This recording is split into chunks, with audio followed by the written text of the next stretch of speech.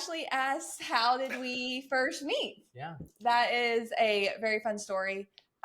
We in Midlothian, we have this wine festival. It's evolved over the years, but it started out as the wine walk, and our office was there. And now, then we got married. That's basically the whole. 2 weeks prior to that event, I got a phone call from Mr. Rack, and he was like, "Hey, man, you got to meet this girl." And I was like, "Nah, dude, I don't. I'm good." And I just moved back to Dallas. Just got my first real job, and he said, "Here's a picture," and he sent a picture, and I said, "Okay, what are we doing?" And then I showed up at the wine walk, and I walked into the back of the office. The first person I met was her dad. Didn't know it was her dad. Met her dad. I was like, I'm looking for Brandon, or I said, I'm looking for Rack. And he was like, Rack? I was like, Brandon. And so he points and he goes, see that girl up in the front? And he points to Haley and he goes, just ask her. She'll be able to tell you. So I was like, oh, okay. That's easy. So then I walk up, I find Brandon, and he literally was like, hey, have you met Colton? And then just popped smoke and left.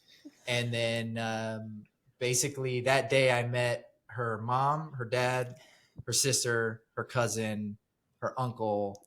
Then because I was very effective in my communication that day, I then went to dinner with all of them afterwards.